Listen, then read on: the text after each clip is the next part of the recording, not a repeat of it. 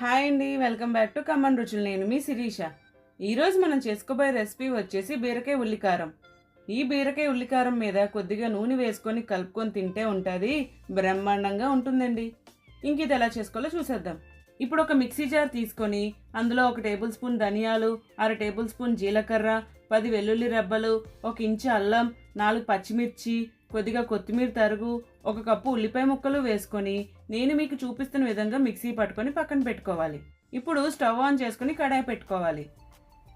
కడాయిలో 2 table spoon oil వేసుకోవాలి. Oil heat అయిన తర్వాత 1 టేబుల్ స్పూన్ జీలకర్ర, 1/2 టేబుల్ స్పూన్ ఆవాలు, గుప్పెడు కరివేపాకు వేసుకొని ఒకసారి ఫ్రై చేసుకోవాలి.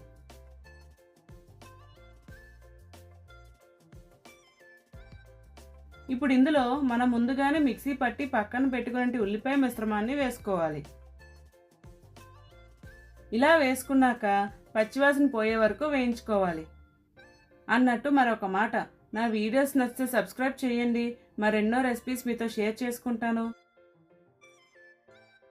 ఇలా వేయించుకున్న తర్వాత ఇప్పుడు ఇందులో రుచికి సరిపడంత ఉప్పు, 1/2 టీ స్పూన్ పసుపు, 1 టేబుల్ స్పూన్ కారం వేసుకొని బాగా కలుపుకొని ఒక 5 నిమిషాలు ఫ్రై చేసుకోవాలి.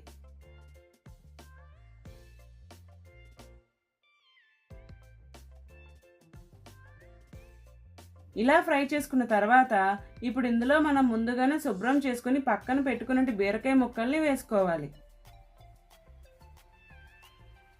ఇప్పుడు ఈ బీరకాయ ముక్కలు అలాగే ఉల్లికారం బాగా కలిసేలాగా పైకి కిందకి తిప్పుకుంటూ కలుపుకోవాలి.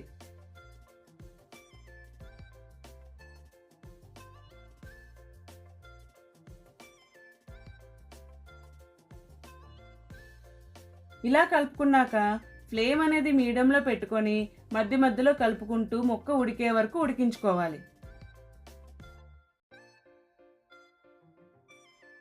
బీరకాయతో చాలా రెసిపీస్ చెయ్యొచ్చండి. అలాగే బీరకాయ తొక్కుతో పచ్చడి కూడా చెయ్యొచ్చు. అసలు నా దృష్టిలో బీరకాయ అనేది జీరో వేస్టేజ్ ఉండే వెజిటేబుల్ అనే చెప్పచ్చు. చూసారా, ఇలా 5 నిమిషాలకి బీరకాయలో నుంచి వాటర్ అనేది ఈ విధంగా సెపరేట్ అవుతుంది. ఇప్పుడు ఒకసారి తిప్పుకొని ఆయిల్ సెపరేట్ అయ్యే వరకు మరి కాసేపు ఫ్రై చేసుకోవాలి.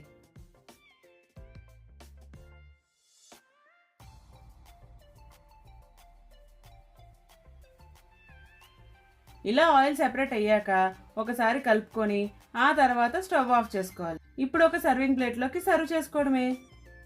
అంతేనండి, ఎంతో రుచిగా ఉండే బీరకాయ ఉల్లికారం రెడీ. ఇది మీరు ట్రై చేసిన తర్వాత ఎలా వచ్చిందో నాకు కామెంట్ బాక్స్లో కామెంట్ చేయడం మర్చిపోకండి. అలాగే వెళ్లే ముందు నా ఛానల్ సబ్స్క్రైబ్ చేసి వెళ్ళొచ్చు కదా. అమ్మ వంట లైక్ చేయండి, షేర్ చేయండి, చేయండి, దాంతో చేయండి.